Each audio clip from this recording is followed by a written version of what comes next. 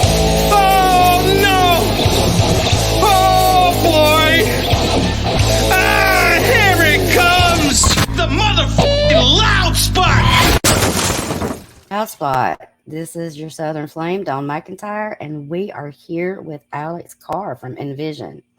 How you doing today, Alex? I'm doing good. I'm a little tired. We had 2 shows the last 2 days, and so now I'm taking a little bit of time before I get back into the work swing.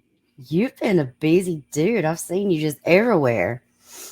Yeah, we've got 10 shows we just announced from this Friday until the end of the year. One show that we have left to announce that's going to be super great, and we're already booking 2023, talking about the next projects, next steps, and what's coming up as far as release schedule. So I tell people all the time, even when you don't hear from NVision, like there is always something going on with NVision. Right. Well, there was something that I was blessed to be a part of with NVision, and that was the Massive Night of Rock in Biloxi. I got to meet you for the first time in person. Yes. And it was for a great cause. It was for Make-A-Wish. And that brings me to the subject of why we're here today.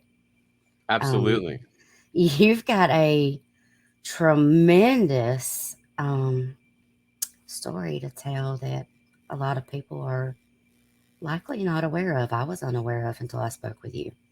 And it's a message and a testimony that I believe should be heard. So back to the Make-A-Wish, they granted a wish for you when you were a child, correct?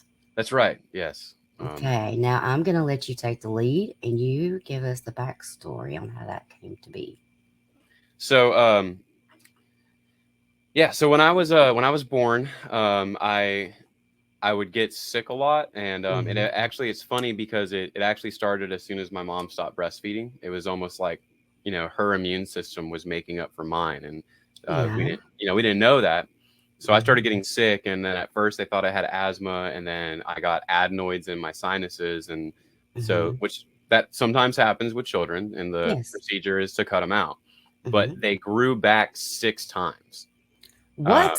They grew back? They grew back, and Wow. the 6th time they grew back, it wasn't my medical team that discovered the issue. It was because they thought I had some type of severe asthma, and I actually, like, as a teen or as a young child, until I hit puberty, I was very, very overweight because they were pumping me with steroids to treat the asthma, and I didn't need it, so my body just fluffed me up,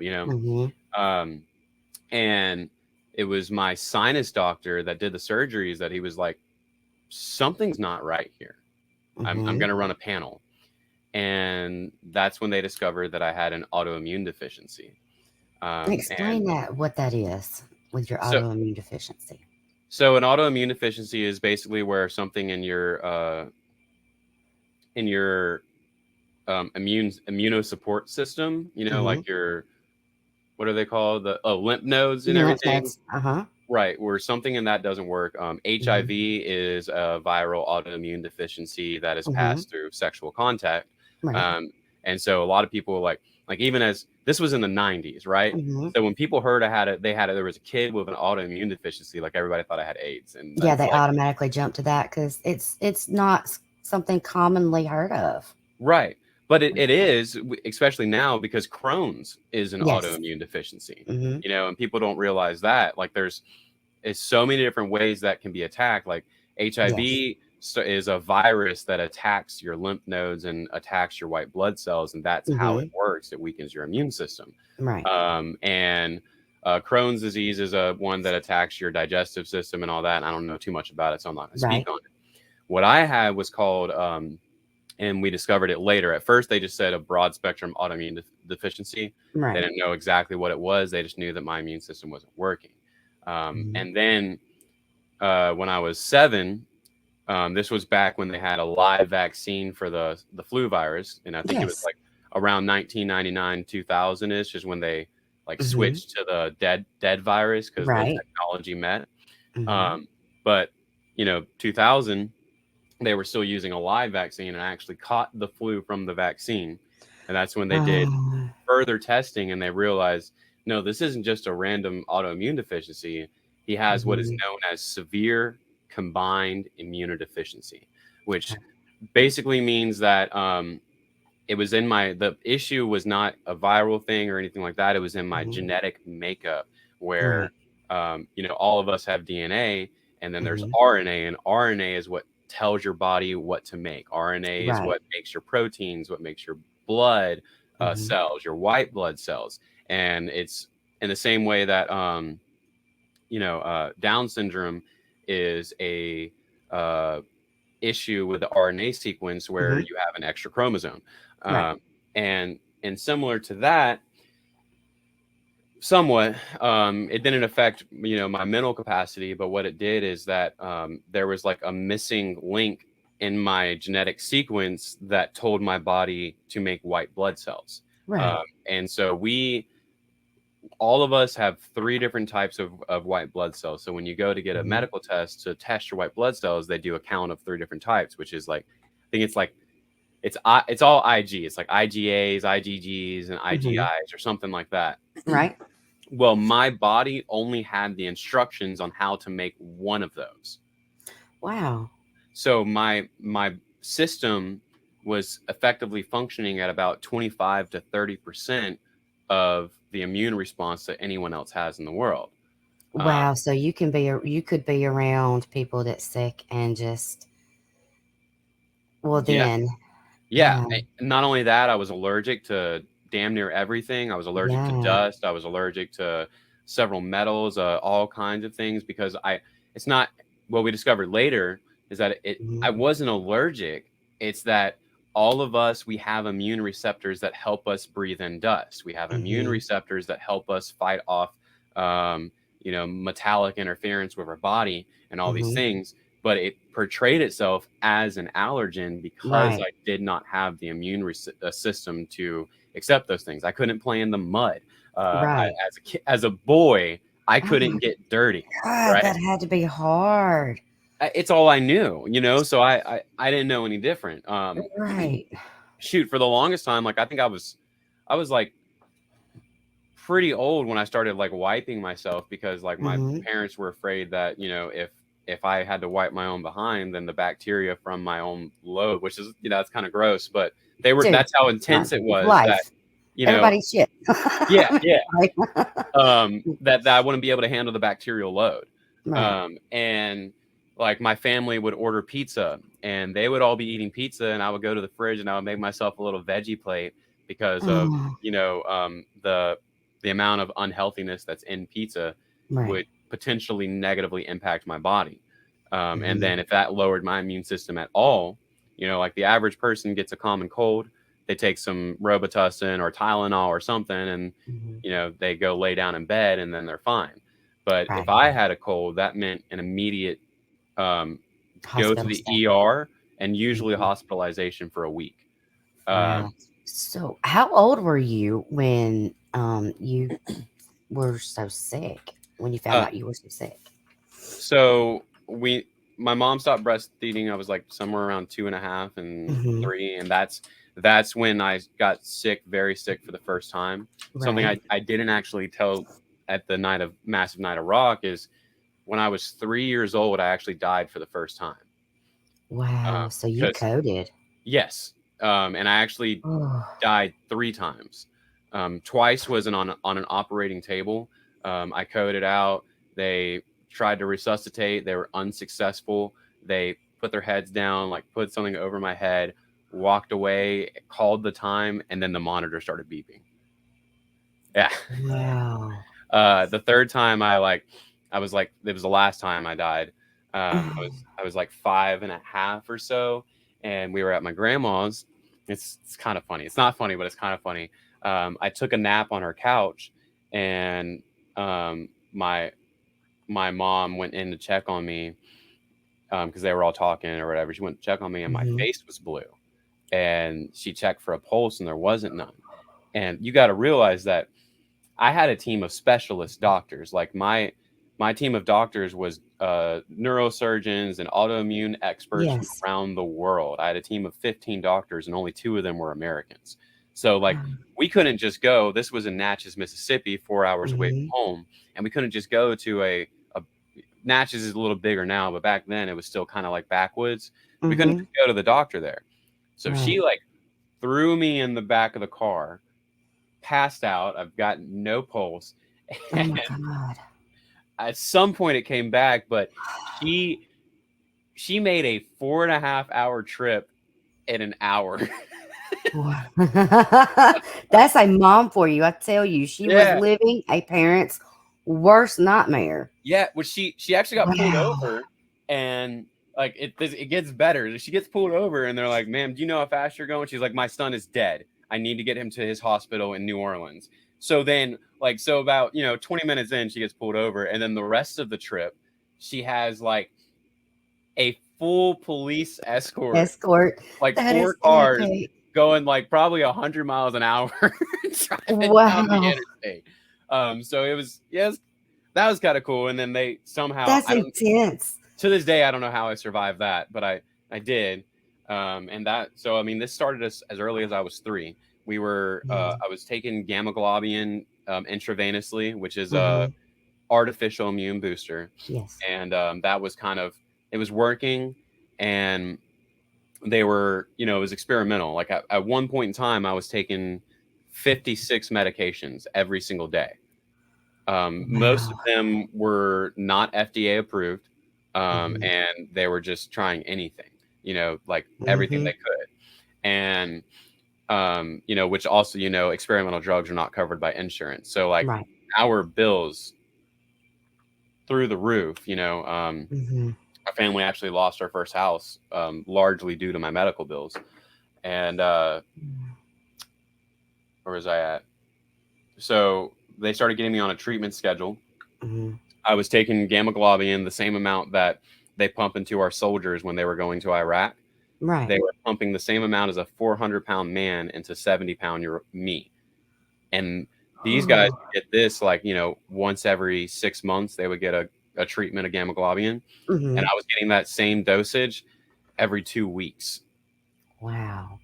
Yeah. So that's really, really intense. And it's,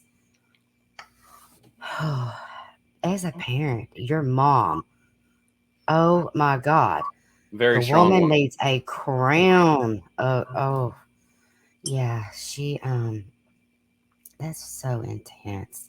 That is a parent's biggest fear of as a you're parent. Wanting, as a parent, you're wanting like, to save and fix and do and I was terrified because it's a genetic disorder, so it can be passed down through bloodlines. Yes. And I was terrified that my son was going to have it, so like when he hit 3 or 4, like those years of his life, I was terrified.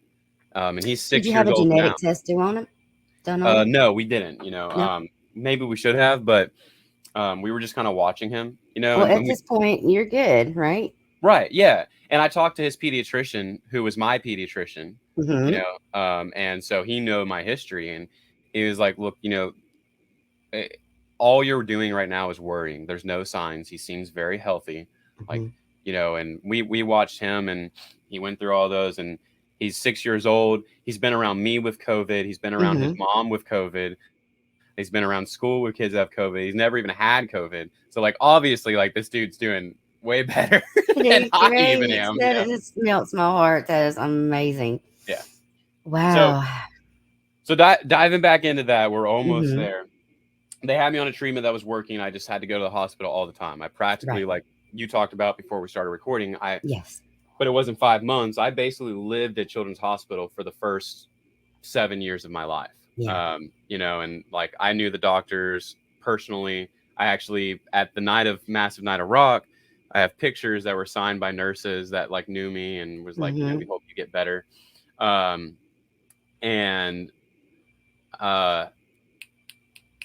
was it? So that was going on for many, many years. And then like a few weeks before my 7th birthday, we got me the flu shot. I always had like first access to it because of my disorder. And I came down with the flu from the flu shot. They had the live vaccine, and this was not a cold that I had to be in there for a week. The flu was much stronger. you know, and immunocompromised and elderly are more prone to dying from the flu. And what little immune system I have, it completely wiped it out. My white blood cell count dropped below 100. I was in the hospital from December of 2000 until February of 2001. Right. And it was about that time where, you know, at that time, in that time where I was hospitalized for almost 3 months, the gamma globulin treatments they were giving me started identifying my body as the problem, and it started attacking my body. Oh no. Yeah. So they had to stop that. That was our best hope at survival, and it was gone. That's what had been keeping me alive for years, and now we can no longer use it. So they were like, there's nothing else we can do. And that's when they set us up for palliative care. I'll never forget the day. I don't have a lot of memories from that time, you know, like a lot of them are blocked out, but I'll never forget. They treated me like an adult. You know, they didn't go, "Hey buddy, how's it going today?" They'd be like, "Mr. Carr, how are we feeling today?" You know, and like as a 7-year-old. And so I believe now that they did that as in a children's hospital to prepare whenever I got the news. They could say, "Hey buddy, we need you to stay in here so we can go talk to your mom." Yeah. I was still a kid. So they talked to her right outside of the hospital room. And they told her the news, and she starts crying. And I haul it to the bathroom in my room and locked myself in there for 3.5 hours. Oh. Wouldn't come out. I was crying, and they were like, "Baby, you need to come out. It's gonna be okay." And I'm like, "I'm gonna die. It's not okay. You can't." And how old were you? 7? 7. Yeah. Wow. Finally came out. They set us up with palliative care and pain management. If I remember correctly, I think like for a few weeks, I had a nurse that would come over for every few weeks. And then my mom would, she would have to, they taught my mom how to insert a vein. IV. Not an IV. Okay. I mean, yes, an IV, but I have a scar on my chest right here where I had a portacath that was attached to my aorta. Because on top of the portacath, it goes right up under your skin. For everybody that doesn't know that, it goes right up under your skin and goes in. It's kind of like a PICC line. It's like an artificial vein. Yeah, so you don't have to keep inserting into veins that possibly blow out. Well, I got the portacath when I was like, I think 5.5 or 6, and it's because on top of all the other issues I had, I also had collapsing veins. So there was like, when I got that, I got stabbed like 35 times. They tried to hit every single vein on both of my arms. They tried to hit my hands. They even tried to tap my feet, and they couldn't get it. And so they rushed me into surgery and got that. And that's what I had from then on. So I had this, and I was like, we tried everything. It's not going to work. They set us up palliative care. Someone came in. They taught my mom how to access the portacath to give me the pain management medication. We got set up with Make-A-Wish. I'm not sure if it was Mississippi or National. I don't even know if they had branches back then. Right. I just know they came in, and what's funny is, massive media went on WLOX, and I was busy and I wasn't able to come, but I would have loved to be a part of that because WLOX actually covered my story when I was growing up. Wow. Yeah. They covered my I don't story. believe in coincidences. You should go on there now and talk to them. Well, those are things that are outside of my hands. I'm not a part of the media conglomerate thing. But if we I'm have putting it that again, out in the universe now. So there you go. Guys, get on it. Maybe we'll see. I can reach out to them, and next time there's some kind of Make-A-Wish thing, because you know how news works. It's got to be something relative, or they don't care. But it would be cool, because they covered it. Sun Herald, which is our local newspaper, covered it. There was a bunch of things like that they all someone in the station probably remembers the sick kid, and that was all we could do. So we go to Make-A-Wish, we go to Disney World. And then, were you recording when I talked about what changed? No, I only started recording when I let you know that we were fixing to. Because we've talked so much already. I know. So I am for those that don't know and our listeners that don't know, I'm a Christian. I'm the only Christian in my band. And I respect all of them and their faiths and beliefs. They respect mine. And, we come together on the central focus of we are here to bring positivity and love to people. And so I think we have someone in our band is like not atheist, but agnostic. We have one that's like the closest thing to his belief system is like Buddhism. We have someone in our belief that has like Nordic faith, and then there's me. But all of us together focus on the fact that we love people and we want people to help be better and mental health, all those things, and that's where our common root is. But a huge part of my faith and through all of my years, even in a time where I stopped going to church and I stopped identifying as a Christian, I'd always still believed in God. And the reason for that was because of what happened to me as a child, where they gave up. There was nothing they could do. And so I went to a Christian school at the time, probably mostly because public schools wouldn't have put up with all the crap that they had to put up with. They don't accommodate sick children. I've noticed that. Yeah. You can only miss so many days, even with doctor's notes and this, that, and the other, and then truancy or this school was so amazing that, what would happen is especially in that 3 months I was gone, my dad would come and see us once a month or every 2 weeks, something like that, whenever he could. And he would go to the school and pick up all of my assignments, everything else, and they would bring them there. My mom would teach me. We worked through all my homework, and then when he would come back, he would turn everything in that I had, and the teachers would grade it and give me grades. And so it was this. They were incredible. The school doesn't exist anymore, but the lengths that they went to make sure that if I survived, I could still pass school. It was wonderful. Because I know even sick kids, there's a lot of them that they get held back or so many things happen, like what you were saying. So I was very blessed to have that. But this school was a Christian school, and it was attached to this charismatic church. We were all Lutheran, which Lutheran faith teaches that modern miracles don't happen. So, we didn't believe in that. But we were desperate, and the church brought in a man that was known to lay hands on people, believe in faith in God, and God would heal them. I'm talking like deaf people being able to hear, lame people being able to walk, modern, 2000. This is what was happening.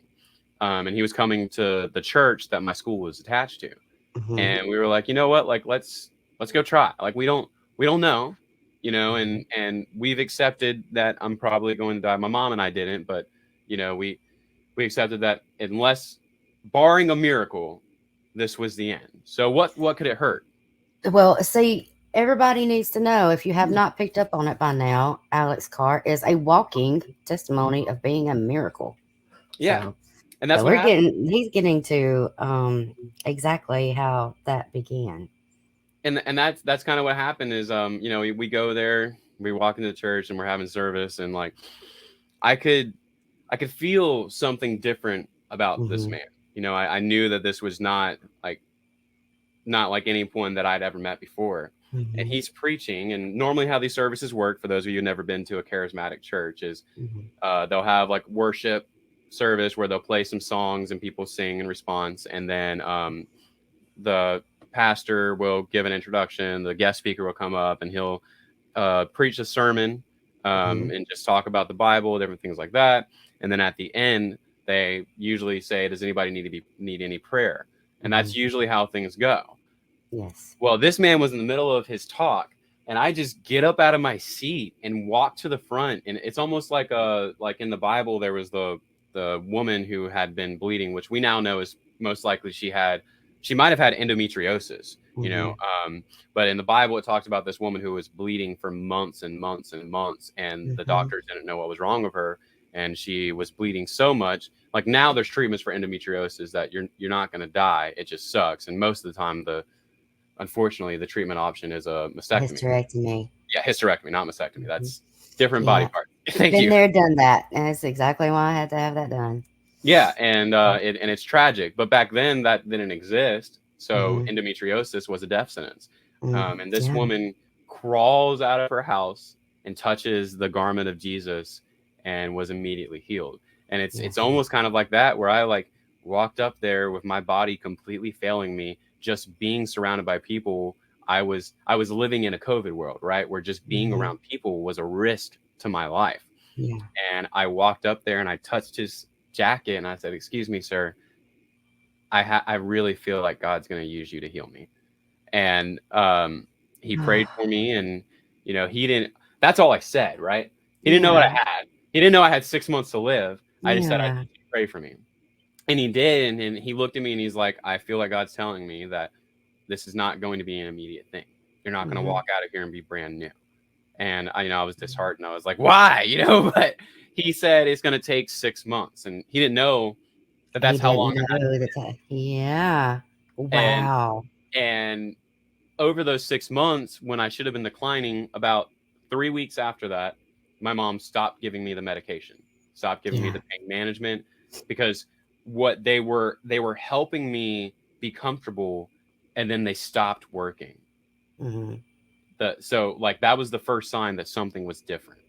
So the medication they were giving you to keep you comfortable stopped working. Right.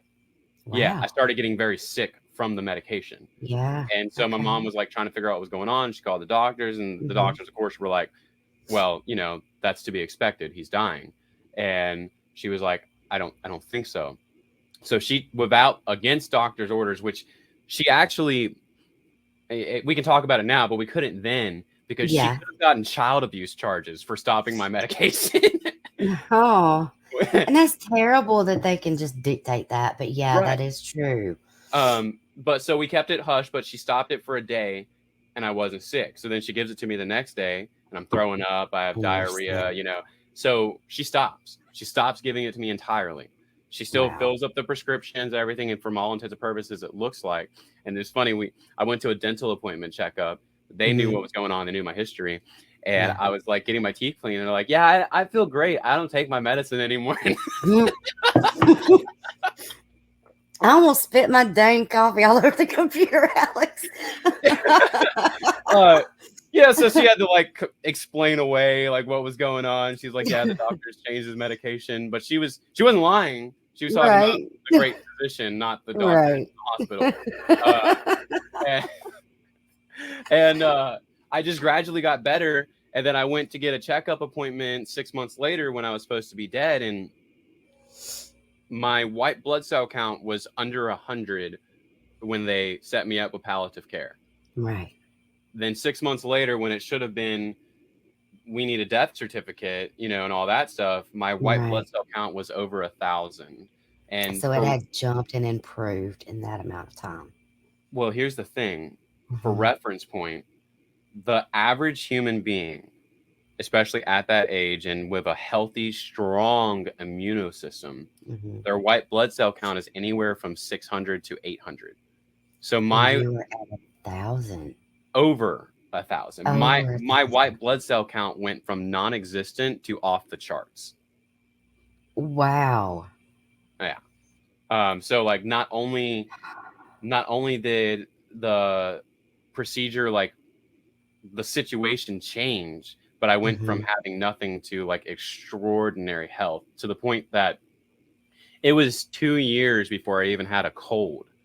And we're talking amazing. I was sick all the time. And to the point that I had 2 years of not having a single immune system issue. Playing, I remember we left the church we were at because they looked at us and they looked at my parents, because we went there and we were like, "God's so good. He healed our son. He's going to live," all this kind of stuff. And the church board pulled my parents aside and they were like, "You need to stop lying to our church congregation. You're causing unrest. You need to accept that he's going to die, or you need to leave." So we left and we went to the church that I was healed. I swear to God, that's what happened. And I know, and it's so sad because the whole faith of really any religion, any belief system, is to have faith. It's extremely sad, and I almost want to like but that pastor isn't at that church anymore. The elders are probably all dead. But I would Yeah. love to go back there and be like, and you were saying, you know? Yeah. I am a walking, living, breathing, very much alive miracle. Yeah. That is Yeah, and in the new church amazing. they had like some work day, and so my dad was like helping to build something, and I was playing with one of the church kids there, and we went Mhm. to a ditch that was on the property, and we got muddy and filthy. And you know, most parents would be like, "You ruined your nice clothes," and I just remember my dad going like, "I'm not mad at you, son," and I think it's wonderful because 2 years ago, if you did that, we'd have to take you to the hospital, and And you now could actually live now we and put have you in the fun. shower and wash your clothes, and you're okay. You know. Oh, my heart, Alex. I knew this was going to be deep talking to you today. So I had to like mentally prepare myself. But just hearing parts of your story at the Massive Night of Rock, such a very touching, heartwarming, inspirational story of hope. And it's just not a story, it's real life. People give up so easily, Yeah. and miracles do happen. And that's what I But said there, you know, always is like hold on to hope. we could have given up, you know, Mhm. and I believe that if we had that, that would have been the end. And Right. you know, and it still could have been the end even not giving up, you know, and that's Hmm. I've dealt with survivor's guilt most of my life. Like you told me Hmm. about your story. And Hmm. like I remember Luke, the little boy that I used to play games with on the hospital floor. And then Yeah. one day he stopped coming. And I told you about the little girl that was across the room from me. And, you know, I Yeah. was in the room when she went code blue, you know, Yeah. and I think about like this is a disease that thank God it's rare because the survival rate is 0.00001%, and it's changed because of me. Yeah. Like I'm You're it. that percent. Yeah. Like to Yeah. this day, the only treatment they have available for it gives the children cancer. Wow. So the only hope for the disease that I had was Just to get another disease. is improvement of gene therapy in the future. And that's it. And gene therapy is still a technology that is very much in the works, and it could be another 20 to 30 years before it's not a death sentence. Yeah. You know, the average lifespan of a child that has severe combined immunodeficiency Hmm. is about 9 years old. And it brings me to another point of when we were at Children's Hospital. I never left. I know it was only for 5 months, but I never left. Yeah. And I know even the travel back and forth for parents and children that do have to leave and come back, lots of them travel for hours, hundreds, thousands of miles just to We get were to. lucky that it was an hour and a half away. Hmm. You know, it could have been very differently. And even then, I told you that, you know, there's a side like, yay, I lived, but now what? You know, Hmm. the all of those experimental drugs, and I was on about 40 of them. All Hmm. of those had astronomical costs that are not covered by insurance. Right. The hospital visit, like insurance is not going to cover 100% of that. Hmm. You know, I told you that we lost our house, had to file bankruptcy, Hmm. and lived in poverty most of my life because of all the hospital bills. You know, Fighting to survive. and if I had Fighting to died, live. those bills would still be there. Yeah. A And lot of people don't understand too that when you think about children's hospitals and Make-A-Wish, Magic Moments, things like that, so much of those treatments, so much of those things that they do, it's not a corporation paying for those. right, It's not a corporation that is standing there holding your child's hand when you're not there in case of an emergency or something you have to run do. Volunteers, donations, your time, your yeah, love. I remember being at Children's Hospital for the 5 months, like I said, and it was so hard to make ends meet. It was so hard because you still have to buy food. You still have to travel expenses, right, medications. You still have to pay your rent and utilities. And I that's mean, why I love things like life doesn't stop. also like Ronald McDonald House is another Yes, great Ronald one. McDonald House was a big one. I never left my son's room. Um, I did have that option, but he was so sick, I just Yeah. refused to leave. We were in the NICU for a while before he was transferred to a room, and I slept upright. You're not allowed to sleep in there. So I would pull 2 chairs together, prop my feet up in it, and lean my head back against the wall. Like I was just chilling. I would And have a book or something in my hand. They literally have security guards that will come around. You can't go to sleep. You can't go to sleep. But I refused to leave, so I found ways to work that. And we had so many people from our community come around with warm, hot meals because literally most of the time, if you're in an emergency situation and you just up and run, you don't realize a lot of people don't have people to bring them clothes or food. Right. A lot of people might not have money to buy vending or cafeteria. I was one of those people, and just the blessings of others kept me going to keep going for my kid. Yeah. Donations, time, love, volunteering. It's a reality. People do not understand how much it does help and what a difference it does make, because And even me, a I'll lot of it never wouldn't understand happen. because I never lived the parent side of it, and you're not going to tell your kid how hard it is No, on you, and my mom, no, I will never know what my mom and dad went through taking care of me, yeah. But uh, you can rest assured that they would have done more if they had to. So, yeah. yeah. Wow, Alex, what an incredible story. And I'm so glad that you're still here with us. Now that we've gotten through that so much, oh God, it's so emotional. Thank you for sharing your story. And people Absolutely. really need to hear that, because And people give up on miracles these days, and they shouldn't, because they there's happen. You're living proof. there's always hope, and There's always hope. it doesn't happen for everybody, and Mm-hmm. I am not wise enough or smart enough to understand the whys of how miracles get divided out. I Mm-hmm. just know that they do happen, They and do.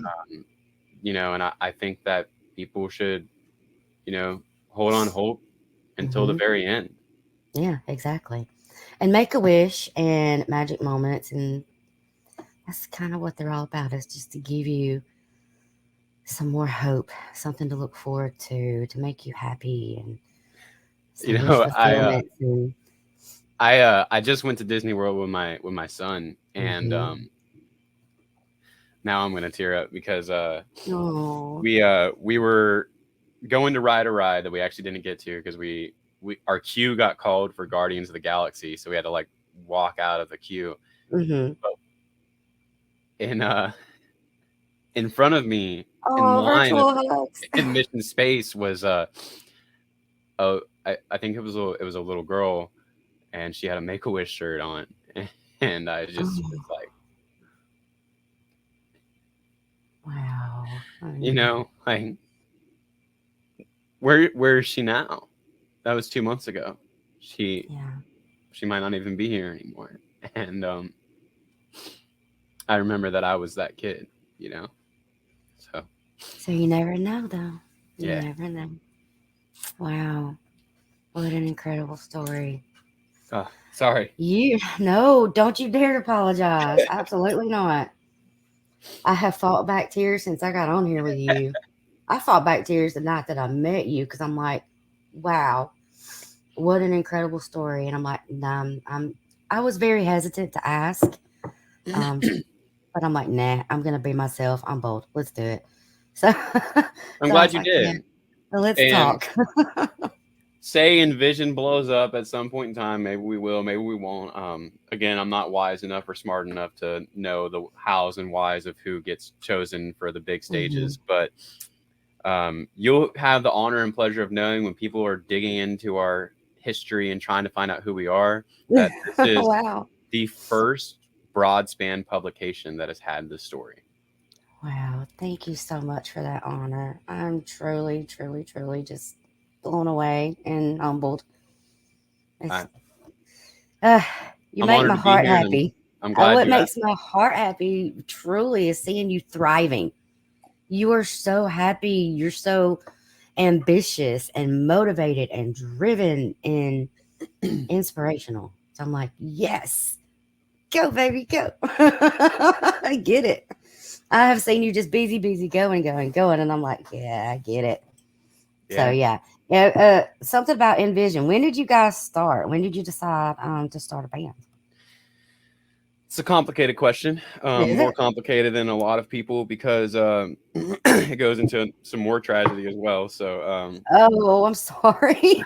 Oh, Um, so leave it to me. Ask the hard questions. a lot of people don't know NVision actually started as a solo project. I was NVision. That was my Yeah. stage name, and it was a rock, rap, EDM kind of like maybe similar. If I had grown in that brand, we would have been something like 21 Pilots. You know, Wow. Okay. so that was kind of the direction I was going. I just wasn't very good at songwriting. Like they're all right, and I still Yeah. have my first EP is on my wall to the side of me.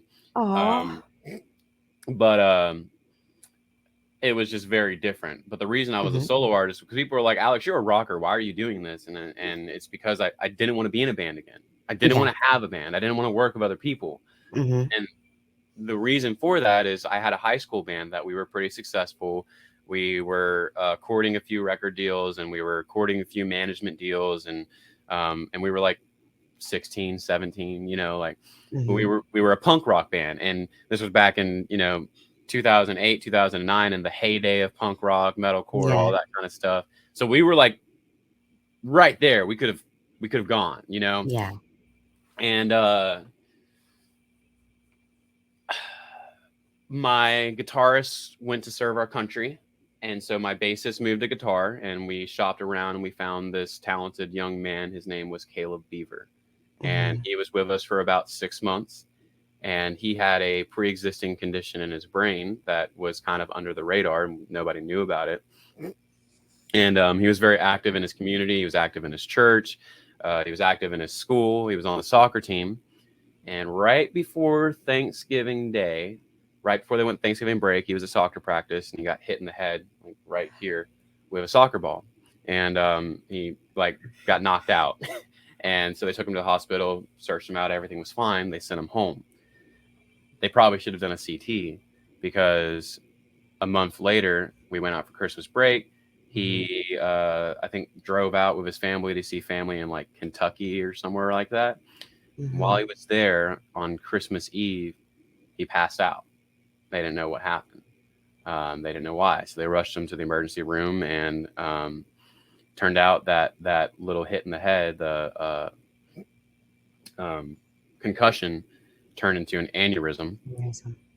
and he Mm. bled out in his brain almost immediately. They had him on a vent, and 24 hours later, on Christmas Day in 2009, he passed away on Christmas Day. Oh my God. Um, I'm sorry, 2010. Because 2010. this right here is Caleb Hmm. Michael Joe Beaver. Number 5 is Oh, was his number, and Harrison wow. Central, the high school that he went to, actually retired this number after That him. is so beautiful that you honored him that way. And yeah, Mm. so well, the thing was like him and I were brothers, and I still consider his family my family. We don't really talk anymore, but they do Yeah. too. They consider me family as well. And I used to go on mission trips, and he wanted to go on mission trips. So like every mission trip I ever went on, I took. He had the shirts that went out to help raise money for Yeah. family, what we talked about earlier, and I Yeah. still have them. And one of them was this red shirt with that soccer ball right here, and then it had Hmm. angel wings on the back and a little memorial to him. And I took Yeah. that with me on every single trip, and I was like, bro, if you can't live your dreams, then I'm gonna live them for you. And Alex. and then Oh. um, and when I started making the band, because it was 2020, I got with Nathaniel Churchwell. He's my Hmm. drummer, and Yes. his passion for the music was so intense as it was mine, it made me realize that as I got passionate, his passion grew to meet it. And I took this moment. I was like, this is no longer about me. And that's when I finally relented and was like, let's make a freaking rock band. And we wrote She Said and went in the studio and recorded it with a producer who did the guitar on it because we didn't have a guitarist. And we still work with that producer to this day. And when we got that back, we were like, dude, let's do it. So we like found somebody to do guitar for the music video who he went on to play guitar with us for a little over a year. And at the time it was like guitar, drums, me, and a DJ. And so at the music video for our first 3 or 4, you just have like some dude on a laptop, like rocking out with us, you know? Yeah. And we kind of discovered a way there. 2021, we were on tour in Oklahoma. I was visiting a friend who worked at a tattoo shop. And I remembered that, you know, there was 2 dreams that Caleb had. And one was to do music. My turn. It's okay. I did it too. One of them was to do the mission trips. And I took him with me. And we went together to several countries around South America. I've been on 7 trips. Mexico, Peru, Colombia, and Panama. And I visited several of those more than one times. And I took him with me on every single one of them. And then as the band started touring and everything, and I was like, I have another dream of his that I need to live out. And so I had this tattoo and now I wear sleeveless shirts. So like at every show, he's there. If you look back at our pictures, like he's there, you know? And so I carry him with me on every single show that we do. Wow. And actually, I was really thankful because Chase wrote Amara, which is a song that we wrote about loss. Yeah. Him and I wrote that together, and I went up to him before we played at CPR Fest. And I'm not gonna cry. A lot of people don't know how special CPR Fest was for me because I've played at the Coliseum before, not at CPR Fest, but I have played the Coliseum before. Nothing short of Everything was my high school band. We were pretty well known. And like we were courting several different deals. And the last time I played at the Coliseum with a band, Caleb was on stage with me. And so at the end of CPR Fest, Amara was the second to last song we played. And I announced that, you know, we wrote this song. It was about loss, and we were dedicating that song and the entire performance to Caleb. Wow. Wow, you have been through some literally life-altering events. Yeah. And I am just blown away, really, truly, at the strength that you have and your endurance. I think I've seen it somewhere that it says, like, you know, the people that are hurting the most work the hardest to make sure that other people don't go through that pain. I absolutely 100% agree with that statement. You know, and I think that's why, because on top of all of that, I also suffer from bipolar depression and a few anxiety and a few other mental health issues. And I've worked very, very hard. I'm not on medication, and I work very hard to keep all of those things under control. Cheers. Me too. Hey. PTSD, bipolar, manic depression, and anxiety mood disorder. I will say that bipolar and depression, I have some systems that help keep me in line, and I've helped a few people with theirs to better manage it. But anxiety, though, I've actually helped about 7 people, 2 of which were on the verge of hospitalization from anxiety disorders.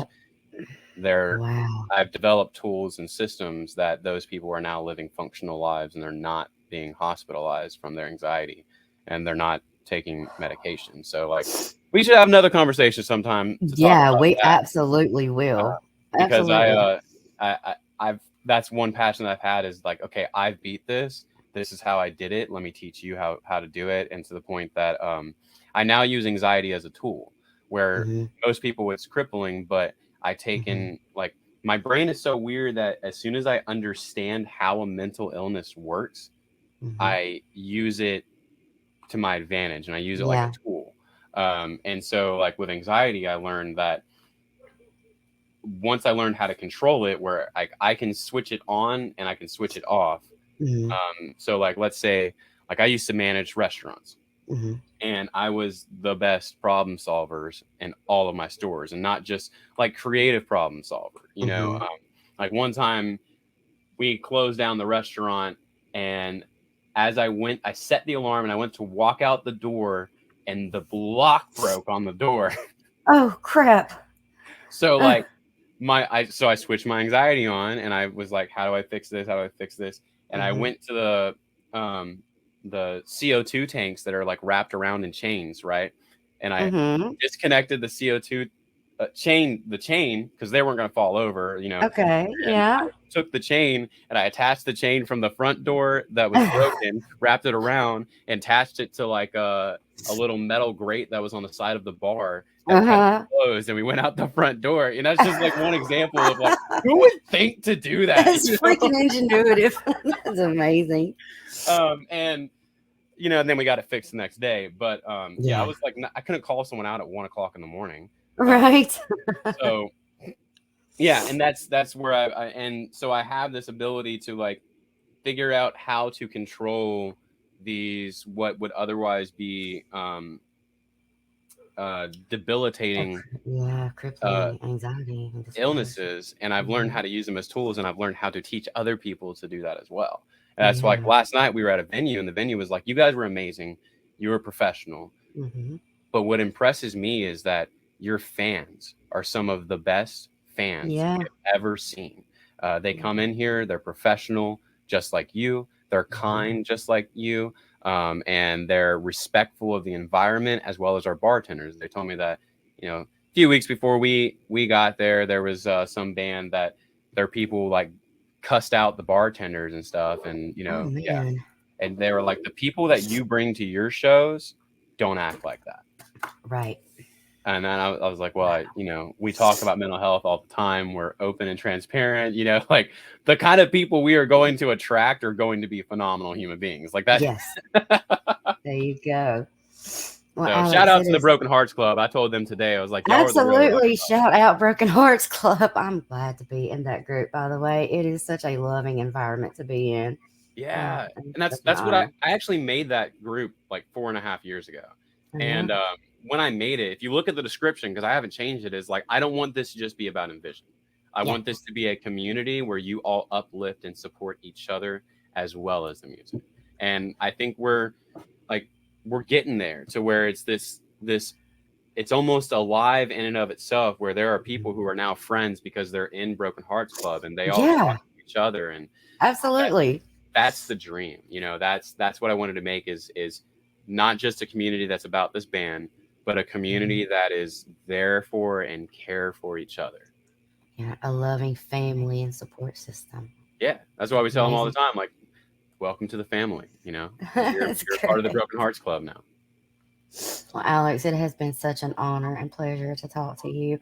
Guys, before we get off here, which we're fixing to have to because of the time limit, but I want to remind everybody, be nice, love each other. You never know what someone is going through. You have no idea. Just because they have a smile on their face and upbeat and spirited, and you have no idea what could be going on behind closed doors. Be kind. Love each other. Don't be mean. Absolutely. Donate, volunteer to Make-A-Wish, Magic Moments, Children's Hospitals. Ronald McDonald House. Ronald McDonald House. McDonald's does a fundraiser every year for their charity. St. Jude's is a great one as well. You know, so absolutely. And Children's Harbor. Children's Harbor is another great one as well that helps a lot of people through Children's Hospital, terminally ill children. Yeah. I will say, like, I heard that Disturbed, I think it was Disturbed. No, Breaking Benjamin. Breaking Benjamin granted a wish recently and went to the hospital. And I'll say, like, I doubt anyone who Make-A-Wish is going to hear this podcast. Maybe they will, but like, dude, if this would be like way in the future, but I would say that, like, dude, if a Make-A-Wish child wanted to meet me, you know, like, I wouldn't charge a dime. Put that to somebody else. I'll fly out at my own expense, and I will go meet whoever wants to meet me. That is amazing. Yeah, like love it. And I don't know that they did. I'm not talking bad about break. I think that's beautiful that they did that. I'm just saying, for me personally, if I was involved in a Wish in any way, shape, or form, like whatever you were going to pay to get me out there, just put that to somebody else. Yeah. So Make-A-Wish is definitely going to be made aware of this interview, because I'm tagging the hell out of everybody. Just so you know. Thank you for such an honor and pleasure of being on and talking with me. Absolutely. It was very important to me, and I really appreciate your time that you took to do this. So I'm really glad we got to do it. Now we'll have to come back another time and actually talk about the band, you know? Yeah, absolutely. We are definitely going to do that. So NVision, guys, check them out on all your listening platforms. Check them out on YouTube. Everywhere you can stream, listen, buy the merch. That's the biggest way to support your bands. Yeah. Buy the merch. And tell them buy the albums. Streaming is great, but if you really want to support them, buy the merch and the albums. And if I do say so myself, we have some pretty sick designs on our website. They really do. Yeah, absolutely. Mostly, like, you know, I designed most of them. So you do, you really? Yeah. That's amazing. And also check out the Broken Hearts family on Facebook. Yes. So, yeah. Welcome to the family. Yeah. Welcome to the family. It has been an honor and pleasure, Alex. Thank you so much. And I send so much love. Stay right there. I'm going to stop recording, and we're going to chat for just a second. And I know you've got to do a few things, so be right back. Thank you for joining us, everybody. This is Southern Flame, Don McIntyre with The Loud Spot, and Alex Carr from NVision. This is The Loud Spot outro by Nothing Short of Tragic. Is this all talk with no action? No. Is this my thoughts with distraction? No. Is this what I bought that's in fashion? Or is this The Loud Spot with Sebastian? Yes. Does Nothing Short of Tragic have his back again? Yes. Does everything that's good really have to end? Yes. A pimp host has to pimp show, so to get more episodes, make an order, this is over.